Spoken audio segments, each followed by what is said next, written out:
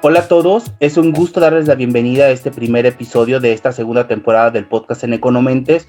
Mi nombre es Ángel Toscano, soy estudiante de Sociología de la FES Zacatlán y coordinador editorial de la plataforma Economentes. Les recuerdo que este programa forma parte de los resultados de la investigación de becarios del proyecto PAPIT y en el 301820, Coordinación de Política Fiscal, Monetaria y Financiera para el Desarrollo Económico de América Latina, así como el Programa de Servicio Social, Política Fiscal Contracíclica para el Crecimiento Estable y Sostenido de América Latina del Instituto de Investigaciones Económicas de la UNAM. Hoy le damos la bienvenida a nuestros colaboradores Mariana Tello, Mauricio Torres y Marco García, estudiantes de Economía en la Facultad de Economía, y a César Ramírez de la carrera de Actuaría en la Facultad de Ciencias.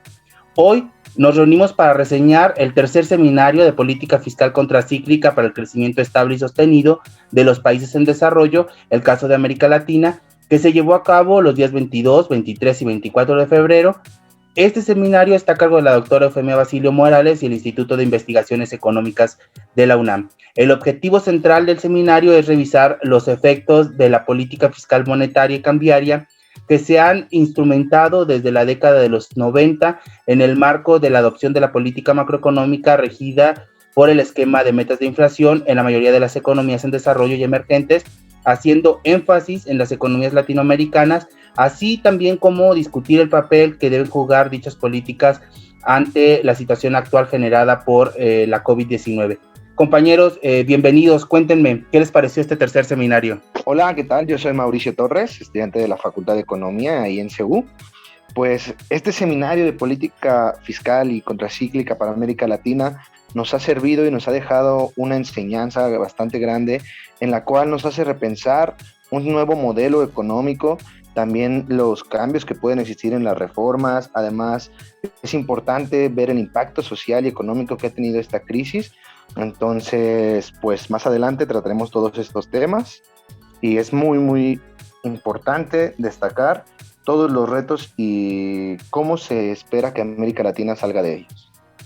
Hola Mauricio, me presento, soy Marco García, estudiante de la Facultad de Economía en la UNAM y coincido completamente contigo. Este seminario nos ha dejado reflexiones para la población en general, porque se piensa que en particular esto es cuestión de economistas. Sin embargo, nos ha dejado la reflexión que afecta en general a toda la población y nos debería de importar pues a todos. Coincido totalmente contigo, Marco. Siento que las decisiones en materia política repercuten tanto positivamente como negativamente en todos los sectores de la población.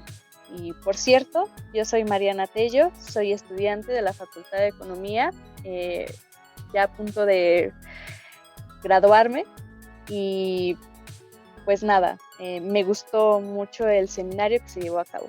Gracias a la doctora Eufemia, por supuesto, y a todo el equipo del IEC. Bueno, pues buenas tardes al auditorio que nos acompaña. Para mí es un honor estar en este panel, en este podcast con grandes compañeros universitarios de la Facultad de Economía y por supuesto de su coordinador Ángel, y gracias a la oportunidad de la doctora Eufemia Basilio por incorporar a otros estudiantes universitarios a las actividades propias del Instituto de Investigaciones Económicas de la UNAM. Yo soy César Augusto Medina Ramírez, estudiante de la Facultad de Ciencias en la carrera de Actuaría, y pues bueno, para mí haber participado en el tercer seminario de política fiscal contracíclica ha sido una gran oportunidad para ampliar mi perspectiva financiera hasta el grado de lo que tiene que ver con la cuestión macroeconómica y por supuesto también política de nuestro país y de nuestros hermanos vecinos de Latinoamérica. Desde mi punto de vista, el seminario de política fiscal contracíclica ha puesto en la reflexión qué es lo que viene para nuestra región en el mundo. Es decir, estamos viviendo un proceso de transformación económica y social que seguramente repercutirá en todos los ámbitos de la vida cotidiana, y precisamente como jóvenes universitarios y como futuros investigadores, pues necesitamos pensar estos temas para hacer las propuestas más eficientes y que por supuesto provean de desarrollo hacia nuestra región. Así que sin más introducción, pues agradezco la invitación. Pues bienvenidos, chicos, bienvenidos a esta nueva temporada de estos podcasts. Y pues bueno, los invito a que pues podamos profundizar un poquito más acerca de las conferencias que se dieron los días 22, 23 y 24 de febrero en esta plataforma de YouTube, que bueno, ahora esta situación de pandemia nos ha obligado a poder, a tener que utilizar estas plataformas para poder llevar a cabo todos los eventos. Y bueno, satisfactoriamente, porque el seminario no solo se pudo ver los días 22, 23 y 24, sino que lo podemos ver hoy y lo podremos ver porque ya se quedó en esta plataforma. Y bueno, creo que es importante que los invite a que puedan ver ustedes estos seminarios, que vamos a dejar en la descripción de este video los enlaces para que ustedes puedan ir y verlos y disfrutar pues de todas las ponencias. Pero bueno, chicos, platíquenos ahora un poquito más acerca de las conferencias que se llevaron a cabo estos días. Pues sí, primero que nada vamos a darle un contexto actual a América Latina y a lo que está ocurriendo en el resto del mundo. Como sabemos, esta crisis tuvo impactos sociales y económicos a lo largo del año pasado y todavía transcursos de lo cual ha traído consigo caídas del PIB, aumento de desempleo, una inflación acelerada y exponiendo los sistemas de salud que se tienen en América Latina, viendo también que el nivel de pobreza ha retrocedido a niveles que se veían desde el 2005, y sabiendo así que México ha sido uno de los países más afectados en cuanto a cuestiones sociales y cuestiones de salud en toda esta crisis del COVID-19. Sin duda has tocado un tema importante sobre lo que se profundizó y fue uno de los objetivos del seminario, que fue un poquito contextualizar el momento de la pandemia y su impacto en la economía, en lo particular pues en las latinoamericanas. Creo que un punto relevante que no debemos dejar de lado es que sobre todo algunas medidas que se han implementado en diversos países, México no ha sido alguno de ellos y hemos visto algunas repercusiones tanto económicas, políticas e incluso sociales. El doctor Moreno Brid ya había hablado de esto, de un contexto latinoamericano generalizado, que excluyendo a Argentina, me parece, han seguido como este hilo de cumplir con los requerimientos macro en cuanto a que no hay que generar inflación, olvidándose por completo del gasto público. Y que esto ha repercutido en varias instituciones, en particular, en este caso, del sector salud. O sea, los hospitales están colapsando, no hay seguridad social en todos los sectores de la población. Entonces, sí es importante recalcarlo porque al parecer estos requisitos que están cumpliendo por parte de organizaciones internacionales no están dando los resultados correctos en cuanto al bienestar de la población. Bien, pues desde mi punto de vista han sido muy acertados los comentarios que han vertido mis compañeros respecto al tema del seminario, y a mí me gustaría ahondar un poco más en el tema que mencionaba la doctora Virginia Georgineva sobre un proceso de regionalización e integración económica que se encuentra en marcha, particularmente en el mundo occidental, a partir de la conformación de bloques económicos y de la manera en la que esto incide para poder impulsar políticas macroeconómicas en sus diversos instrumentos, como son la política fiscal, monetaria y financiera, para que precisamente haya una coordinación, como ya mencionaba mi colega Mariana, respecto a las opiniones vertidas por el investigador Moreno Brid, de que se requiere una coordinación fiscal a nivel regional para poder reactivar por una parte la economía dado los efectos que tuvo la crisis del coronavirus y los cierres en los respectivos países que la han implementado, pero también para promover un mayor intercambio económico entre estos, es decir, habiendo una coordinación de las políticas macroeconómicas regionales. A mí se me hace muy, muy prudente y muy acertado que pueda haber una reactivación económica que no solamente dependa del apoyo que reciba la sociedad o el impulso que realice un país aislado, sino que se requiere de una coordinación, reitero, de estas políticas macroeconómicas para que a su vez la reactivación económica se vaya difundiendo en mayor medida y con mayor fuerza a nivel regional. Claro que sí, César. Por eso me es importante también mencionar cuáles son las condiciones actuales en las que estamos pasados. Consideremos que tenemos una economía abierta, altamente dependiente de flujos financieros internacionales. Es decir, hay una gran influencia de inversionistas institucionales y los cuales limitan una acción pública. En este sentido, es algo que depende de gran manera del capital internacional, de cómo se mueva la oferta y la demanda. Actualmente vemos cambios en eso, dado que la oferta ya no se disocia con la demanda. También crece una dependencia en los flujos financieros de la inversión económica directa. Y también es importante denotar que aumenta en esta crisis del COVID, aumentó la población con bajos ingresos. Hubo una brecha aún más grande en la cual muchas personas dejaron de percibir ingresos, pero los gastos no paraban. Entonces, esto a final de cuentas hasta niveles educativos se está viendo, dado que la educación actualmente es por internet.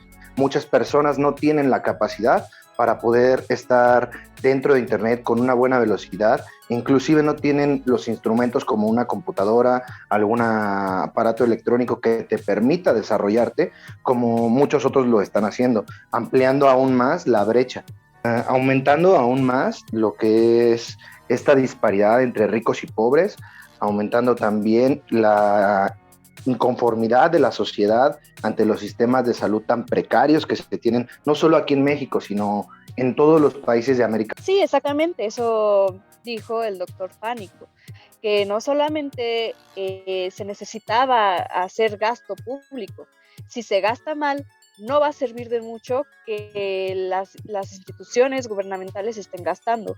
Se tiene que haber una focalización de acuerdo a lo que se está gastando. En particular, pues, dijo que no todo sale gratis en esta vida, ¿no? Que todos los sectores, todas las instituciones financieras necesitaban sacrificarse un poco para cumplir las demandas de toda la población, porque a final de cuentas ellos también se verían afectados para cumplir sus objetivos financieros. O sea, lo que quiero decir es que todos integramos la economía y todas las decisiones que se tomen en mayor o menor medida afectan a todos los sectores de la población. Entonces, sí quiero recalcar este punto del doctor Pánico, que no solamente se requiere gastar, sino cómo lo vas a hacer. Porque si no se gasta bien, ¿de qué sirve? ¿No? Y bueno, me parece importante mencionar que a pesar de estas evidencias que han comentado ustedes, es lamentable que el gobierno actual no tome en cuenta estas consideraciones que sin duda han sido ya cuestionadas y puestas en papel desde hace ya varias décadas. Sin embargo, algunos no entienden que la política contracíclica no se debe de aplicar por cuestiones de un problema de demanda. Es decir, una política, en este momento se necesita una política contracíclica debido al problema de oferta que tenemos, y como lo dice Mariana, coincido con ella, no es necesario solo una política de reactivación industrial, que claro que es importante. Sin embargo, en este momento actual, lo que más necesitamos es un poquito más de gasto del gobierno para un consumo humano y hacer frente a estos problemas económicos que se han enfrentado la mayoría de la sociedad mexicana. Y no solamente el gasto estatal es el que importa. A mí me gustaría resaltar la conferencia del doctor Loría, que por qué México sigue siendo una trampa sigue teniendo una trampa de crecimiento, de lento crecimiento, es que no solamente el gasto se tiene que hacer de forma gubernamental, también tiene que intervenir el sector privado, porque el gasto del gobierno induce al gasto privado, que al final de cuentas son los que sí dan empleo a la población. Lamento decirlo porque no es tanto mi ideal, ¿no?, de pensamiento, pero pues la conferencia se me hizo muy importante porque también te abre otros puntos de vista que no habías notado, ¿no? Entonces, pues sí hay que recalcarlo, que todos tenemos que intervenir en mayor o menor medida en cuanto al bienestar de la población, ¿no?, para que así logremos un bienestar social que tiene que ver mucho con el desarrollo económico de la población. También me gustaría recalcar en la conferencia del doctor Loría un indicador que utilizó en su trabajo de investigación con el doctor Eduardo Martínez, que es el Estado de Derecho. Ya lo mencionaba Marco. El presidente está haciendo políticas de austeridad en cuanto a todas las instituciones, y esto también se ve reflejado en la credibilidad de los inversores, ¿no? Está haciendo oídos sordos en cuanto a que se tiene que hacer un gasto en las instituciones para que, pues, dejando de lado al bienestar de la población, que sí es fundamental y muy importante, también las instituciones financieras y el sector privado están como en una disyuntiva en qué rumbo se va a tomar, en dónde estamos parados, ¿no? Entonces, el Estado de Derecho a mí me parece fundamental, porque también si un inversor extranjero o nacional, independientemente, ve que tu país no tiene una estabilidad política, económica y social, no va a querer invertir ahí. Entonces, pues sí es importante este indicador. Incluso él lo mencionaba, tiene un efecto más importante que la tasa de interés, puesto que es el Estado que ofrece confianza a los inversores al momento de hacer operaciones de cualquier índole. Eso también me gustaría recalcar. No sé qué piensen ustedes, compañeros, pero pues es importantísimo. Sí, claro. Bueno, yo también estuve viendo las principales limitaciones que existen alrededor de la cuarta transformación.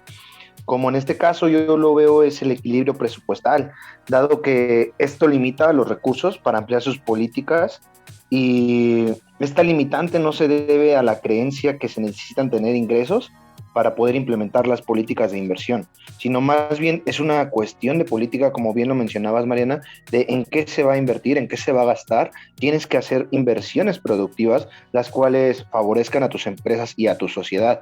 También es urgente incrementar el ingreso fiscal. Para esto es necesario una reforma fiscal, pero lamentablemente esto ha dado cambios en personas y familias, dado que los apoyos fiscales que se han generado, por ejemplo, aquí en México, son muy diferentes de lo que se han generado en Centroamérica, como por ejemplo El Salvador. En El Salvador se transfirieron aproximadamente $300 por familia en 1.5 millones de hogares. También, por ejemplo, en Panamá se entregaron paquetes para la compra de alimento, medicina y gas. En otros países, como lo que es Honduras, se liberaron servicios como luz y gas. Entonces, esto nos hace creer que, como tal, México no ha tomado las acciones correctas para enfrentar la crisis del COVID. Solamente aquí en México, para las familias, durante 2 meses se perdonó los gastos de agua y de gas. Entonces, me parece a mí que para ser un país que tiene tantas condiciones favorables para poder salir adelante, no se están implementando oportunamente todo lo que podría hacer el presidente. Bueno, a mí me gustaría complementar a la discusión desde el punto de vista crítico que han seguido mis compañeros y colegas, en referencia a lo mencionado por la investigadora Virginia Georginevra sobre el modelo institucional que se ha venido transformando desde que se institucionalizó precisamente en Bretton Woods y que en su momento impulsó y difundió los valores a nivel internacional desde un punto de vista ortodoxo de la economía clásica, la liberalización de los mercados, a su vez como lleva como consecuencia lógica las economías abiertas, y que hoy en día, a partir de la crisis de la pandémica, y como podemos ver otros ejemplos, al menos en la historia reciente de los últimos 100 años, en la Gran Depresión de 1929, se han cambiado esos valores del liberalismo ortodoxo hacia un liberalismo progresista. ¿Qué quiero decir con esto? Y que a su vez también lo retomo desde el punto de vista de la doctora Georgineva, es de que estos valores que se habían tratado de impulsar desde organismos multilaterales hoy en día están siendo modificados para que ocurra completamente lo contrario. Es decir, se trata de impulsar una reforma fiscal progresiva, ya que de acuerdo a los estudios técnicos que se han realizado hay un espacio o un margen de maniobra para que precisamente ya sea el impuesto sobre la renta o el impuesto sobre las utilidades pueda ser incrementado. Sin embargo, tendríamos que ver que esto efectivamente, que ya se sabe que sacrifica la estabilidad macroeconómica, hablando desde el punto de vista de la inflación, de las tasas de interés, surta verdaderamente el efecto con el cual se está diseñando, es decir, la reactivación económica. Y es por eso que ahí me gustaría retomar ciertos comentarios realizados por el doctor Carlos Pánico, que precisamente ya lo han venido comentando mis compañeros también.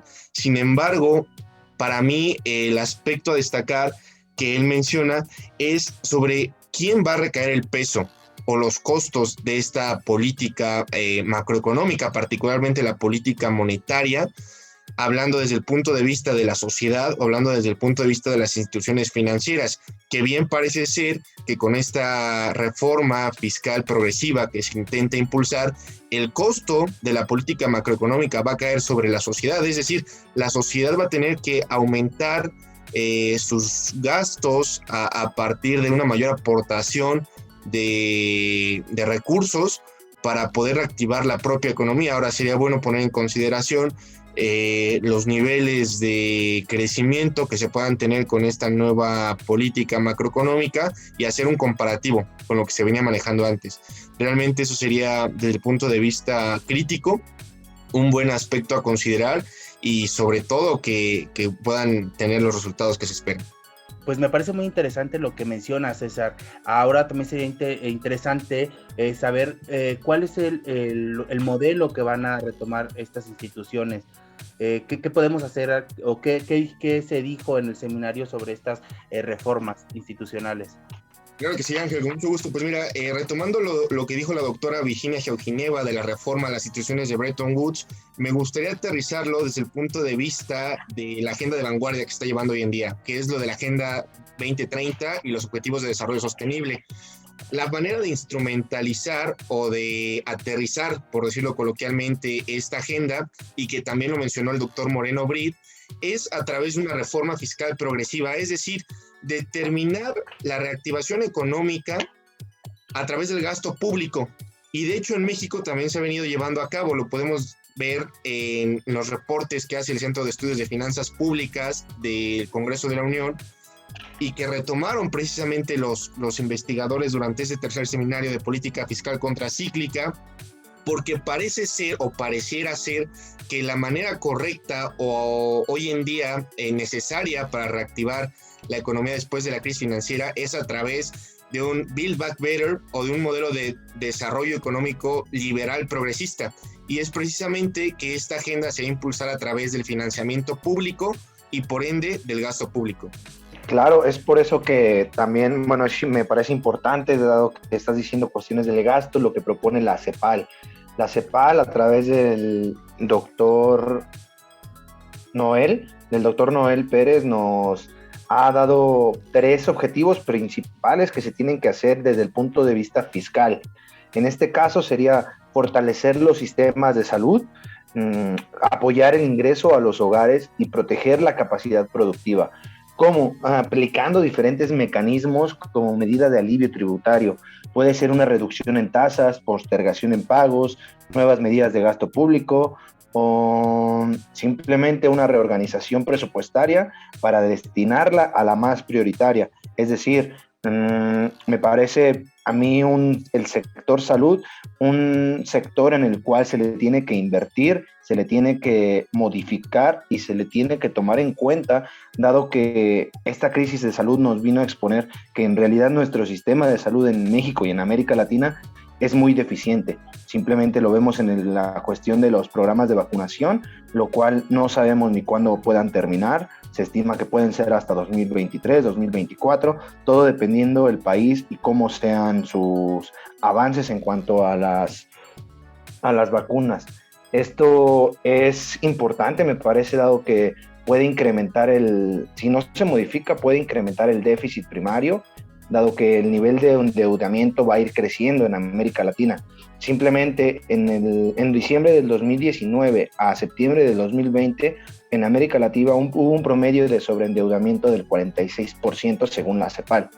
Esto quiere decir que se reflejó así un fuerte incremento en el endeudamiento en general para todos los países, debido a las medidas que se tuvieron que llevar para poder salir un poquito de la crisis. Los países que tienen mayor endeudamiento son Argentina con un 90.2% y Brasil cambiando de 75.8% que se tenía el año pasado a 90.6%. Estos datos son alarmantes porque es casi todo su PIB. Entonces, mientras que México aún está un poco por debajo de la mitad, pero también tenemos que poner especial atención. México de 2019 pasó de 36.34% a 42%. Estamos hablando de que sí aumentó, afortunadamente no aumentó tanto el nivel de sobreendeudamiento, pero pues implican retos importantes. Tenemos que aplicar cambios y no cometer los mismos errores que se cometen en las crisis pasadas, donde la consolidación fiscal se aplicó demasiado rápido, obstaculizando la recuperación de la economía y agravando la situación. Sí, estoy de acuerdo contigo. Creo que se necesitan hacer cambios importantes y retomar la confianza y la credibilidad en todas las instituciones. Ya lo decía yo con la conferencia del doctor Loría. Se tiene que fortalecer el Estado de Derecho, porque a final de cuentas, pues, vuelvo a retomarlo, el que da la confianza, y igual el Banco Central, de cómo está la situación para invertir, cómo está la situación para establecer las empresas públicas, privadas, y así otorgar el bienestar económico de la población a través igual del empleo, ¿no? Igual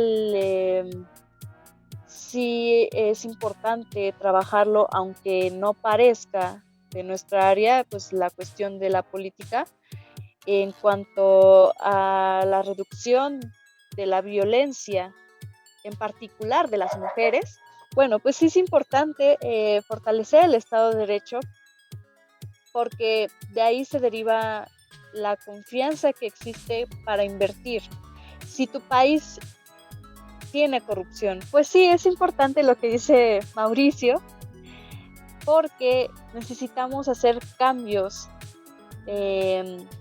sobre todo, como ya lo mencionó el doctor Loría, fortalecer el Estado de Derecho, porque además de que el Banco Central, que es Banxico, ofrece la confianza, que es el objetivo de todos los bancos centrales de todo el mundo, el Estado también tiene que ofrecerle confianza a los inversores para lograr que por este mecanismo estén de acuerdo o no, se logre el crecimiento económico deseado, y sobre todo fortalecer las instituciones en cuanto a que no exista la corrupción dentro de ellas, porque a final de cuentas la corrupción, si bien no tiene un mecanismo de cómo se mide, sí repercuten las decisiones en todos los ámbitos.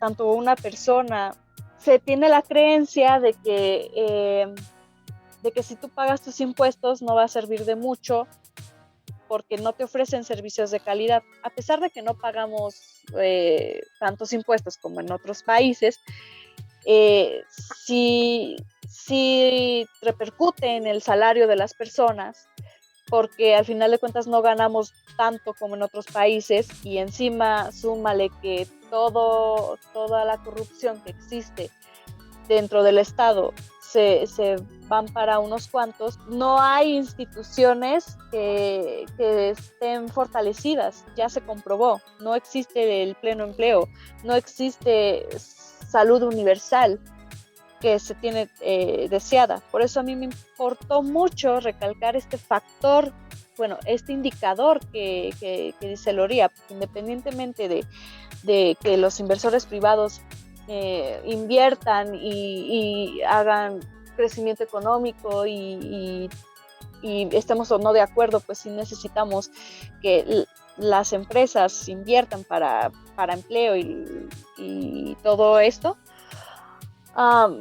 Es importante recalcar que este gasto sí se tiene que utilizar de la manera correcta, y si se usara de la manera correcta, también el doctor Pánico lo mencionaba, no generaría tanta deuda pública.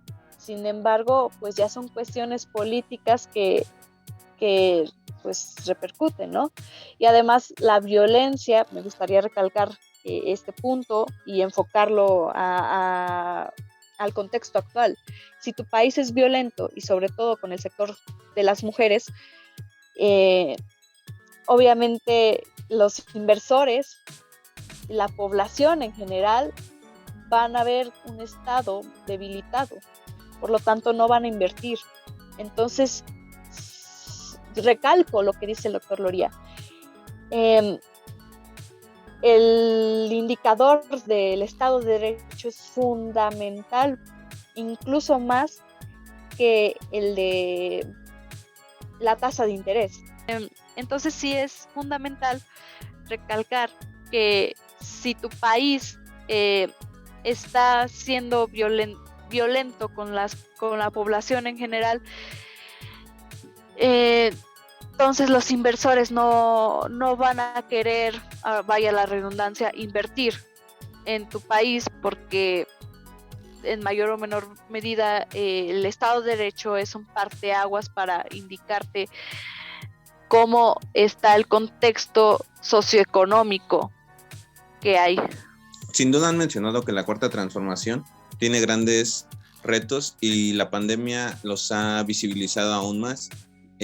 Sin embargo, a la Cuarta Transformación se le ha olvidado que somos más del 50% de la población que estamos en situación de pobreza, que existe más del 70% de la población ocupada en el sector informal, que existen grandes problemas de financiación y microcrédito para las empresas y pequeñas empresas, además de estos problemas de violencia, y sobre todo tenemos estos problemas en particular de género en contra de las mujeres.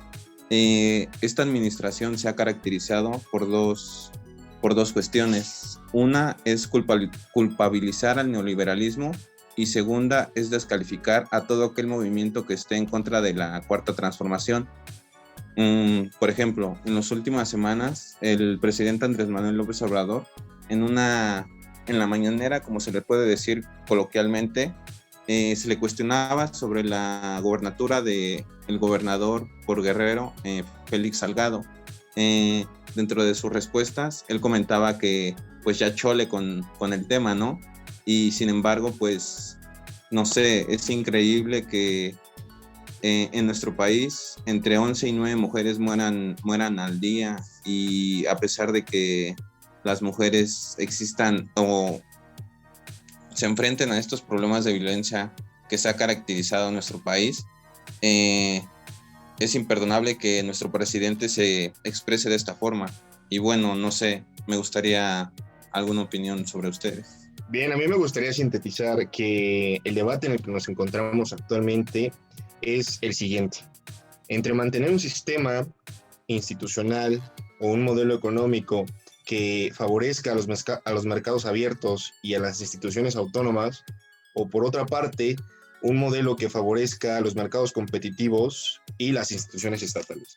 Es decir, pareciera ser que con la crisis del coronavirus, la pandemia surgida en el año 2020, aunado a los desequilibrios económicos que ya existían de algún tiempo atrás, desde la crisis financiera del año 2007-2008, las decisiones políticas y las recomendaciones técnicas que hacen los organismos multilaterales parecen estar a favor de un mayor impulso al segundo modelo.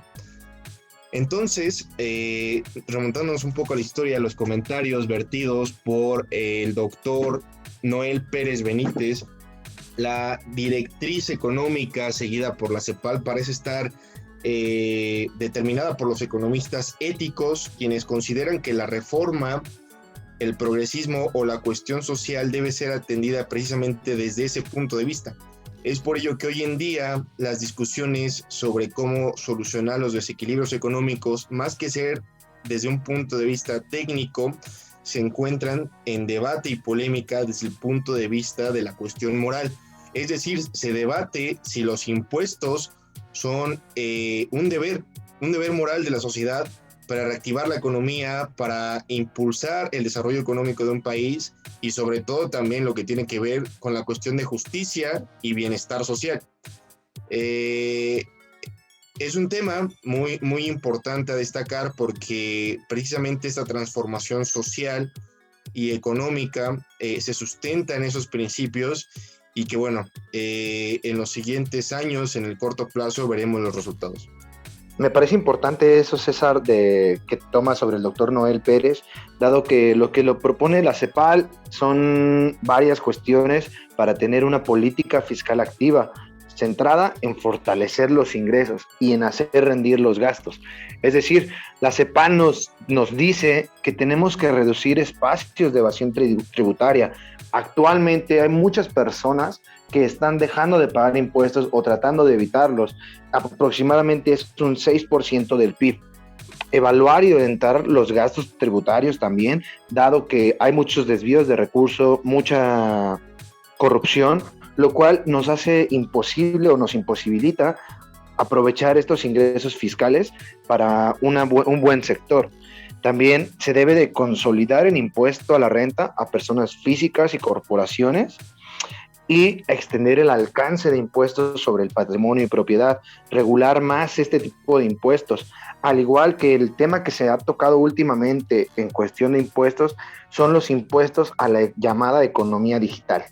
Esta economía digital aún en México no está como tal tan regulada, hay muchos huecos ahí en los cuales se pueden desviar o evadir la forma de pagar impuestos para que, pues sí, a final de cuentas, este tipo de cuestiones, como tú lo mencionabas bien, es en la sociedad. La sociedad tiene que estar consciente que si quiere tener un buen estado benefactor, tienes que cumplir con tus impuestos, tienes que pagarlos en tiempo y forma, y estos tienen que ser bien aprovechados, dado que hay varias cosas que se tienen que priorizar, como la inversión intensiva en empleo y ambientalmente sostenible. El ambiente es un tema fundamental que no lo podemos dejar pasar. Actualmente muchas empresas están teniendo problemas por las cuestiones ambientales. Entonces, si tú, México, como país, inviertes en una transformación económica, social y ambiental, tú puedes verte beneficiado en grandes sectores, incluso aumentar el ingreso básico a las personas, financiar a MIPYMES para que puedan así desarrollarse y ser un sector de importancia en la actividad económica de nuestro país. También es importante universalizar a los sistemas de protección social, como lo que es la salud, la educación y el seguro de desempleo, dado que pues son los principales sectores con los que tú puedes tener a una sociedad bien, una sociedad que esté a gusto con tu estado benefactor y que sepa que lo que está pagando en impuestos se está utilizando correctamente. Compañeros, pues muy interesante todos los temas que tratan. Creo que la visión que ustedes tienen como economistas y en este caso de actuaría que está presentando aquí César, creo que es muy importante porque nos ayuda a los que no somos economistas a poder entender un poco más eh, en qué condiciones económicas nos encontramos en este momento en México. Creo que este tipo de eventos como el seminario de política fiscal contracíclica, que este año es la tercera vez que se realiza, y ahora esta interpretación, esta manera que ustedes favorablemente han hecho de pasar estas conferencias al idioma cristiano, al español, y que nosotros los que no somos economistas podamos entender un poquito más acerca de estos temas. Entonces, pues me parecen muy atinados todos sus comentarios y pues quisiera que nos compartieran con las personas que nos escuchan cuáles son las conclusiones que ustedes pudieron tener del seminario. Por favor, ayúdenme a platicarles cuáles son los puntos más importantes que ustedes concluyen. Sí, adelante, César. Bueno, pues primero que nada, muchísimas gracias, Ángel, también a los colegas que el día de hoy estuvieron debatiendo sobre este tema tan importante en la reconstrucción de nuestro país y de nuestra querida América Latina. Como conclusión, a mí me gustaría decir que con base en las ponencias y las mesas de debate que se llevaron a cabo en el tercer seminario de política fiscal contracíclica, el consenso común es que se requiere una reforma fiscal progresiva que permita a los estados impulsar el gasto público para que a su vez eso lleve como consecuencia la reactivación económica. Sin embargo, desde un punto de vista crítico, me gustaría agregar que en la época posmoderna en la que nos encontramos, quizás, y digo quizás, no el consenso general sea la respuesta adecuada. Sin embargo, en el corto plazo podremos ver los primeros resultados de este nuevo modelo de economía ética que se está viniendo impulsando y sobre todo que la población verdaderamente sienta esos beneficios, quizás no desde el punto de vista, no solo desde el punto de vista social, sino también desde el punto de vista técnico, fáctico de los bienes y servicios que se proveen en su conjunto, y que bueno, la verdad ha sido un debate muy enriquecedor y esperamos seguir participando en estos grandes eventos. Ok, Marco, cuéntanos con qué concluyes este tercer seminario de política fiscal contracíclica. Bueno, mi conclusión sería que este seminario nos deja grandes lecciones y grandes propuestas que se deben de aplicar o se deberían de aplicar para poder enfrentar este problema de la pandemia. Pues muy interesante, Marco, lo que nos comentas. Mariana, ¿cómo concluyes estas ponencias del tercer seminario de política fiscal contracíclica? Mi conclusión sí sería interesarnos en fortalecer, exigirle a las autoridades, exigirle a las instituciones que hicieran factible el Estado de Derecho, porque a todos nos afecta. Y si nosotros seguimos con esta fórmula de ignorar lo que se está viviendo, pues no vamos a lograr grandes cosas, ¿no? Tal vez nuestro público me crea chaira, pero siento que somos mayoría, y por mayoría tenemos que exigirle a las instituciones que fortalezcan y den seguridad a todos. Las feministas, estén o no de acuerdo con su movimiento, están levantándose por exigirlo. Y siento que si los demás, en este caso hombres, no se levantan para exigir mejores condiciones y dicen, ay, mejor leo un poema, hay cosas muy importantes que hacer, pues la verdad no vamos a lograr nada, porque no solamente depende de las instituciones políticas, ¿no? Del poder político, Nosotros hacemos política también, en mayor o menor medida. Tenemos esa costumbre de pensar que eso es asunto del poder político. Yo ya voté, ya cumplí, ya no me interesa, y no debería de ser así. El ejercicio político se hace todos los días exigiendo, pero obviamente todos lo tenemos que hacer, no solamente movimientos sociales como el feminismo, ¿no? Se tiene que exigir todos en dónde estamos parados. La población está harta. La población ya no quiere saber nada de política. Sin embargo, si seguimos dejando responsabilidades al presidente, que al parecer no le importa nuestro bienestar, pues entonces ya sería cuestión de nosotros exigirle que para eso lo elegimos, para que velara por nuestro bienestar económico, político y social. Y pues bueno, esa es mi creencia. Yo sé que a lo mejor y en un mundo ideal todos participemos y todos estamos informados, ¿no? Y todos hagamos política y así, ¿no?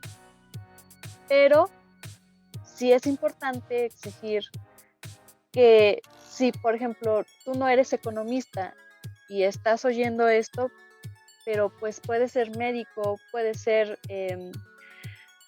no sé, psicólogo, exigirle que apoyen a tu institución, porque al final de cuentas de ahí viene tu bienestar y tu desarrollo humano, ¿no? A través del salario y de otras condiciones que te permiten vivir. Si seguimos relegando responsabilidades a la gente que se nota en sus discursos demagógicos que no le interesa el bienestar de la población, pues no vamos a lograr mucho. Y pues retomando lo que dice el doctor Loría, sí se tiene que fortalecer el Estado de Derecho para que todas las propuestas de los académicos se cumplan, porque podríamos proponer, pero se nota luego la diferencia entre la academia y la política. Entonces, para mí sí es importante empezar a focalizar este apoyo, estas exigencias a fortalecer ese Estado de Derecho.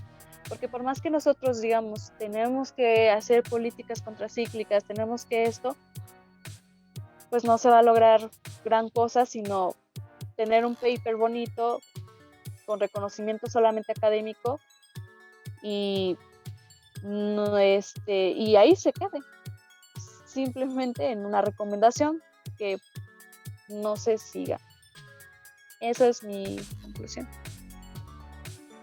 Perfecto, pues ahí están los comentarios de Mariana, y pues bueno, creo que afortunadamente tenemos la oportunidad de tener diferentes puntos de vista dentro de este podcast, y justamente pues también me gustaría preguntarle a Mauricio qué opina, cómo puede concluir pues estas ponencias de este tercer seminario de política fiscal contracíclica.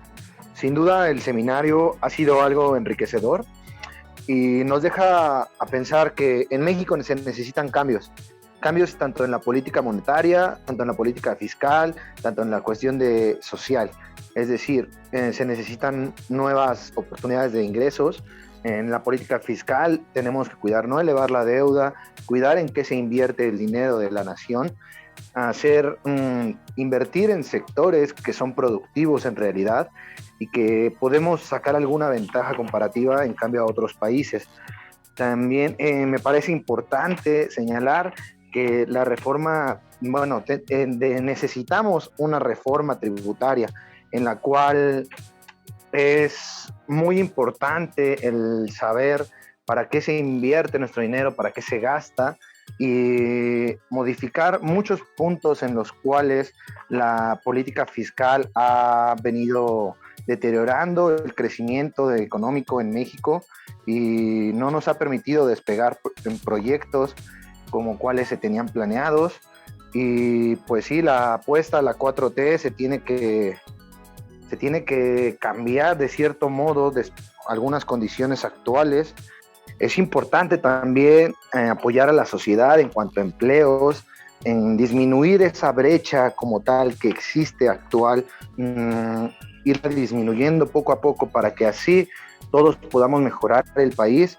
Como decía Mariana, no es solamente de los políticos, sino es de cada uno de nosotros ponerle empeño si queremos cambiar un poco a México y para poder, pues sí, mejorar nuestra situación actual, ¿no? Que hemos visto que ha venido cayendo, pero yo confío en México, yo creo en los mexicanos y creo que si todos ponemos empeño podemos cambiar el país. Entonces, pues sí, esa sería como tal mi conclusión. Pues un gusto poder estar con ustedes, colaborar con ustedes. Muchas gracias, Economentes, y sería todo en paz. Bueno, y por último me gustaría preguntarle a la doctora Eufemia Basilio cuáles son las conclusiones que ella tiene acerca de este tercer seminario de política fiscal contracíclica. Eufemia, cuéntanos.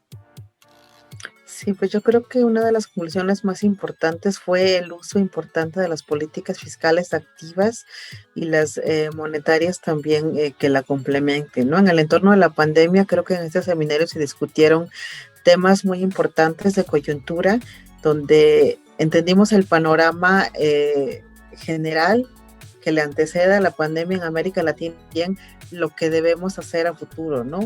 La mayoría de los investigadores que estuvo en el seminario nos habló de esto, de las políticas, las deficiencias que existen en América Latina respecto a las implementaciones de políticas recesivas, procíclicas, de tal manera que se requiere urgentemente dirigirlas de manera eficiente a incentivar el crecimiento económico, a promover empleo y a generar desarrollo económico, ¿no? De igual modo se habló en términos de la pobreza, de lo que se requiere de un Estado fuerte para incentivar mediante programas sociales eficientes, no solo de corto plazo, la importancia de políticas dirigidas justamente a afrontar esta problemática en toda América Latina, ¿no? Y bueno, podemos hablar de muchos temas de los que se tocaron, pero de manera general hablamos de esto, de crecimiento, de desarrollo económico, también de la cuestión educativa, que es muy importante, la formación de capital humano en cuanto a inversión también pública y privada, y creo que fue una de las grandes lecciones que nos dejó el seminario, ¿no? Esta reflexión que se hace en todos los ámbitos por parte de investigadores nacionales e internacionales que tuvimos invitados en este seminario y que hay que tener en cuenta, que ojalá se tomen en cuenta no solo nosotros como académicos o estudiantes, sino también los hacedores de política, los políticos, los gobernantes, que deben tener en mente justamente ahora, en esta coyuntura, en esta crisis, que ya no sé si decir inicia o estamos dentro de la crisis, pero creo que es una gran oportunidad para hacer uso nuevamente de un Estado activo y de una política fiscal contracíclica. Pues ahí están los comentarios de la doctora Eufemia Basilio y pues yo quiero nuevamente invitar a todas las personas que nos escuchen a que vean este seminario todavía, que se den la oportunidad de escuchar estos 3 días que fueron el 22, 23 y 24 de febrero. Están en la sala de videoconferencias del Instituto de Investigaciones Económicas los 3 días del seminario grabados para que ustedes puedan verlos y pues bueno, seguimos atentos al chat de ese seminario para poder atender a sus preguntas y dudas y bueno, pues les dejamos en la descripción de este video los enlaces para que ustedes puedan ir y que puedan ver esos 3 días. Hola, mi nombre es Marco García, estudiante de la Facultad de Economía, y te invito a seguir nuestra página de Facebook, Economentes, Economía para Todos, en donde encontrarás información relevante para tu utilidad. Síguenos. Hola, yo soy Mauricio Torres. También los invito a que nos sigan en nuestra red social de Instagram, @economentes, en donde podrás encontrar contenido de valor, conceptos económicos y algunas infografías que puede que tenga temas de tu interés. Regularmente estamos trabajando en ella para que a ti como nuestro lector sea de tu agrado y sea de tu interés. Te invitamos a seguirnos y si gustas contactarnos, también mi red social personal es @Mauricio_95T. Hola, soy Mariana Tello, soy estudiante de la Facultad de Economía y colaboradora para Economentes. Y si te interesa aprender de la economía en un lenguaje accesible para todos, te invito a seguir la página de Twitter, que es @Economentes, con la E mayúscula. Y mi red social sería Diablo_Quilombo. Soy César Augusto Medina Ramírez, estudiante de la Facultad de Ciencias de Ciudad Universitaria en la Universidad Nacional Autónoma de México, y los invito a darle like, a suscribirse y a seguir nuestras redes sociales de Economentes, Economía para Todos. Asimismo, nuestro podcast es Economentes, Economía para Todos Podcast, y a mí me pueden encontrar como César Augusto Medina Ramírez. Entonces, los invito a que nos sigan, y si les gusta el contenido, compártalos con sus familias y amigos. Muchas gracias. Pues muchas gracias, compañeros, y muchas gracias a todos por escucharnos. Los esperamos en el siguiente podcast, en el que estaremos hablando de algún otro tema interesante con ustedes. Yo los invito a suscribirse a nuestro canal de YouTube, a que le den like al video y que nos ayuden a compartir si este video les gustó, y a seguirnos también, como ya les decían mis compañeros, en todas nuestras redes sociales, que también les vamos a dejar en la descripción de este video. Y pues ahí diariamente estamos compartiendo contenido de relevancia económica. Reitero, muchas gracias por escucharnos, y pues nos vemos en la siguiente sesión de Economentes Podcast.